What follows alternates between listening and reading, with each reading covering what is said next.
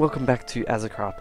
I'm Jamster, and this isn't actually an Azacraft recording. Well, it is, except you're watching a sort of. Well, I'm watching it and commentating over it because it's actually I recorded the game without sound or commentary. But we begin with basically I went exploring and I found a village in between what would have been the last episode and then the next episode. I found a village with a smelter in it, and I do sandy. So we were able to upgrade our smeltery, of course, now, and which meant I could pretty much do better automation of ores, and I could smelt more ores at the same time. And I think it's even more efficient for lava usage with the thing. And if you look at the footage, you can see that I showed a bit of a speed potion buff because I was looking at sort of various things, and in the map at the moment we're looking at where I found some of the loot, which is kind of handy, and I just sort of continue to chip away at this smeltery and explain how I died a couple of times,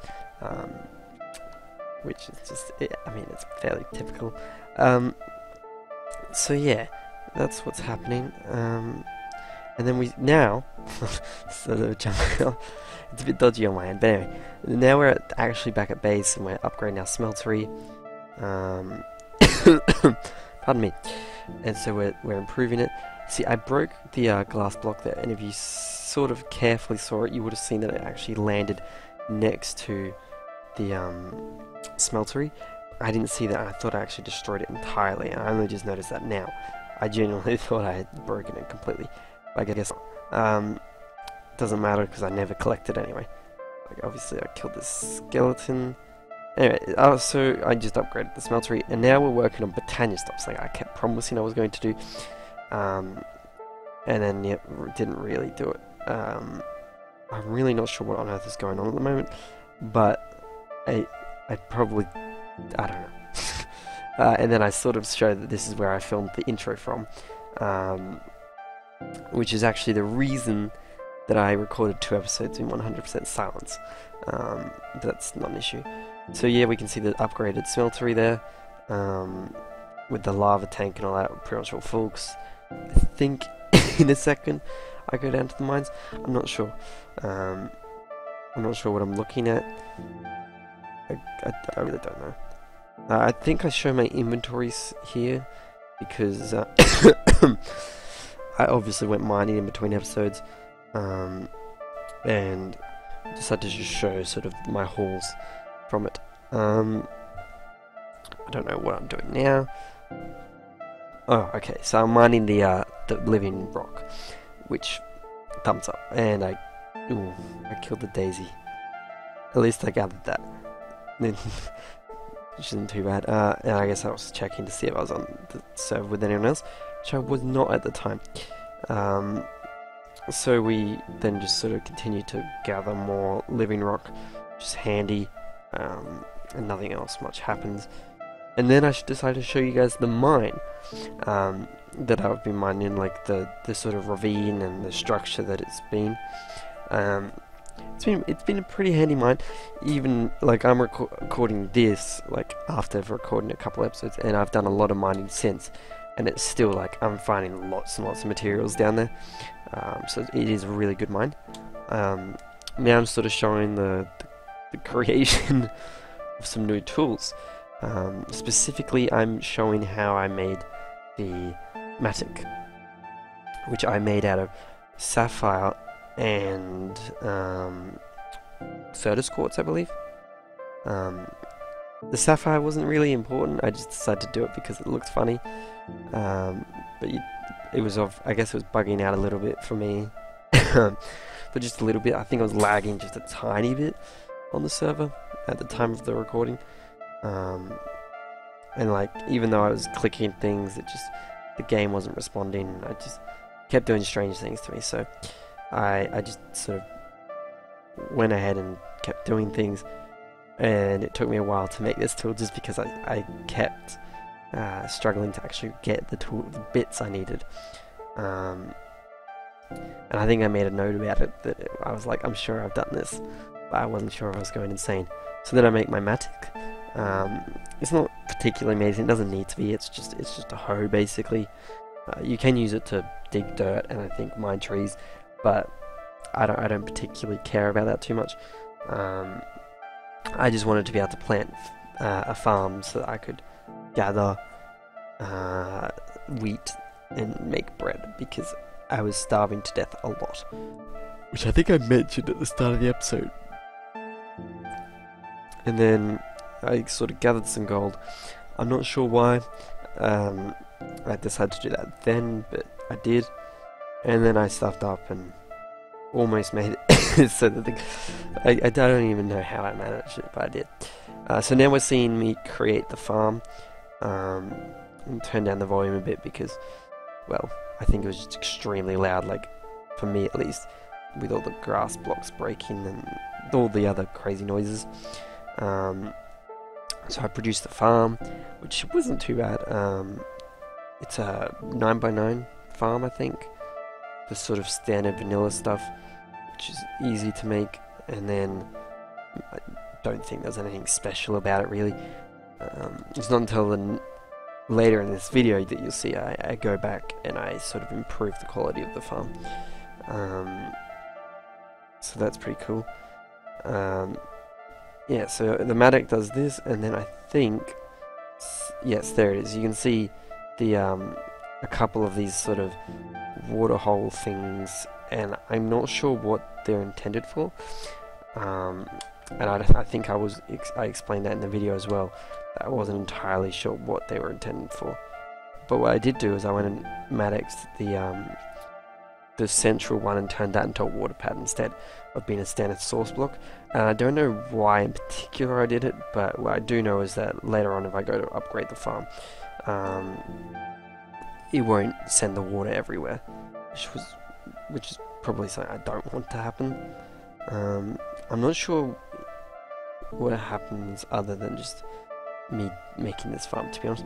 But this, you know, you can just imagine I had some decent commentary where I was just getting frustrated, trying to Matic the stuff and constantly creating the water pads, which I discovered that is actually something to do with the shovel. So if you right click the ground with a shovel, you actually create the water pads, and it has nothing to do with the tilled ground. But which I thought it did at the time. It's not until later. So we can see the pig joining us. Don't know why. It actually, I think, walked up to us, and then just did nothing. Like it seems to be a common trait on this server. The pigs just seem to want to walk up to me, have no reason to do it, but they just do. I don't know if it's a mod that makes them sort of want to do that, but they just seem to do it. I don't know why. So I just continued making my farm, which eventually I run out of seeds, so I just walk away. It's been a very good farm so far. Yeah. And then we just sort of continue doing our thing. And that's pretty much all that happens for the rest of what would have been this episode. But don't fear, there's actually more to come, because I happen to have not recorded 2 episodes with the sound on. It's fine. As you can see, I am making a lot of water pads, and it was very frustrating at the time, because it just kept happening. Like it's too easy to do it. I think I complained about it. I said they should have made it so it was like you had a different way to make it, because it was getting to the point where it was just like every couple blocks I was making one of them. Although I think this last stretch, never mind. I was gonna say I think I got through it, but I didn't. I only lasted like a minute. Well, not even that. I basically said I think I made it, and I didn't. So plant the last seeds, and then we move on to, what do we move on to? I don't know. No. Okay, I'm just collecting stuff. And then now, what are we doing? I think this is actually the next episode. It is. And this is where I go on a bit of a recap of what's happened, and explain some of the things that have happened since, because what I promised at the end of the previous episode was that I would go and do a bunch of mining and collect stuff and process a bunch of my ores so that I could continue in Britannia and do some other stuff. So I think we'll see. I don't know what I look at first. I'm gonna guess it's the cobble gen. I don't know. Okay, no, we're gonna look at the smeltery first. So the smeltery, I just automated it with a redstone clock and a hopper, but I also hoppered in all my ores, and what happened was I created a bunch of alloys. So I made like bronze, invar, and electrum, like a lot of it, especially in the bronze. I turned like majority of my iron into other stuff, which really annoyed me because that's what I wanted. I had like, I think 2 stacks of iron smelted in there, and then I destroyed it. So this is my cobble gen. It's very, very basic, but it's so it's mostly vanilla, and then I'm just using the block breaker to send it straight into the barrel with the redstone clock again to activate the block breaker. It's very cheap. I could have used the world interaction upgrade and the extra utilities stuff, but that required diamonds. This thing only needed me to make some redstone torches and use the mine. So it was fairly cheap overall. And I only made it because I figured it was time to just get myself a bunch of cobble so I could use it for more various, use it in future tasks. Because cobblestone, I'm going to need a lot of it, as far as I'm aware. And then I think I also show a bit of my mining stuff, which we skipped. But now we're looking at me actually making the Britannia stuff, because Zershade was very kind and gave me some mana tablets, which you can see in the sort of bottom right of my inventory, and so I go and make some I make some living rock pool, whatever they call it, the mana pools, and some mana spreaders, and I go and use like fill the pools up and do whatever I was doing there with that. And then what do? I take my living wood and I go and make some I think it's the runic the altar that Britannia has to do some of the crafting, although I don't use it. I haven't actually used it yet. I just sort of made it. At the moment when I'm talking about how because of what Zershade's given me, I can skip the passive flowers and just go straight to the active flowers. So I can go to End of Flame and I don't have to worry about it decaying. I just need to give it fuel, which is good. I don't do that, and I haven't done that yet at all. It'll probably happen eventually, but the two mana pools full of stuff is a lot of mana. So I won't be worrying about that for a while. Pretty much ever, basically. And then I sort of just sit around, wait for the stone to turn into living stone, which I think happens pretty soon, because I was about to go do like Azacraft stuff. Oh, never mind, I go straight into it apparently. So this is where I'm making the mana spreaders, which is easy enough. And then I place my runic altar and then just hook up my mana spreaders, which all of it was just simple. So far we've made a little bit of progress basically in Britannia, and which is good, I think. Yeah. And then we sort of progress a little bit further. I think I was looking at stuff to make, and when I go to look at the stuff, I see the assembly halo, and I'm like, oh, that looks cool. Then look at the mana steel recipe, and I see that it requires steel. I'm sure it will happen in a second, where I look at mana steel. Maybe not. Who knows? But I'm 90% certain that it will happen in a second, where I see like the assembly halo. I go to look at the mana steel's recipe and think it requires only steel. I don't realize that you can use iron at the time, and it's just like steel is cheaper, I think, in terms of mana cost. And so I end up explaining like, oh, okay, we'll go do some Azacraft stuff instead, and move on to it at a later point in time.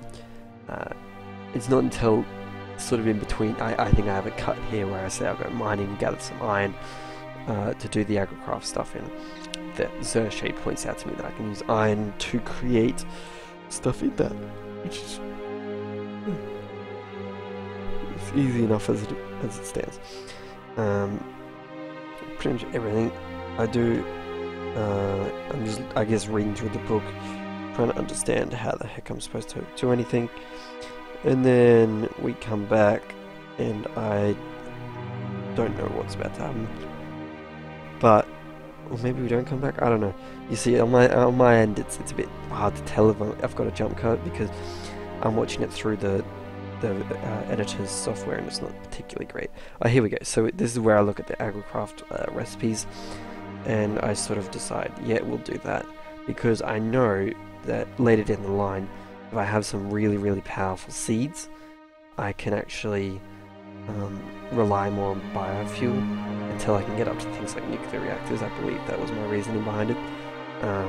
So I want to start getting some really strong, good seeds to create crops with, and I decided that I'd do that for pretty much all my crops, try and get them all to 10 to 10, so I get, like, with a couple of, like, things like the sprinkler, which I think I make later in this episode, it'll be just super fast. So as you can see, this is like the spoils of the smeltery, and then I just look up some recipes and we're good to go pretty much. So I see that the sprinkler requires a bit of iron, and then a couple of the other stuff does as well, and I think this is where I decide, okay, I might need to get some more iron to craft it, not realizing that it's only the sprinkler that needs it. So I then sort of explain I'm going to go mining, I'm pretty sure, at least, and then I go and collect the stuff so I can make the Azacraft sprinkler, which I think is what happened just there. I'm not sure. Yes, it is. So now you can see I've got a bunch of iron in my inventory, and not much else really has changed. I think I explained that I think actually what's happened is I'm looking for where my gold went, but if you look at my inventory, there is gold, but I was just completely oblivious to it, and I had no idea where it went, and I'm pretty sure the gold in my inventory is the gold that I'm talking about, but I don't know. But what happened here? She told me the iron thing, so I realized, and so I actually go and create some mana steel, which was good. I did that a little bit, and I made my ender pearl thing, and then we sort of continued, and I made my assembly halo, which was easy enough as it is. So I make my mana pearl. I think I didn't pick it up. Oh no, I did. And then I just make my assembly halo, which was easy enough, and then we get to sort of see what it looks like. So it's a really cool little thing. You can set some default recipes to use, and then you've got like basically like a portable crafting table, which is pretty good. As you can see, Zershade joined at this point, or actually Zershade joined beforehand. I think they just had to go for a little bit in between when I was recording. So I'm taking a look at the Azacraft recipes, and I settled that up, and which is all handy. So I have my seeds, and I look at it a little bit. I make all the stuff I need to get Azacraft going, which is pretty much the end of the episode, except for that. So I think I'm going to leave you guys here, because there's not much else for me to say really. You're just gonna watch me, if you want to, it's just gonna be me going through the Azacraft stuff, and getting all that going. So I've been Jamster. If you like this video, please like and subscribe, and I'll see you guys next time. Bye bye, and enjoy the rest of the video.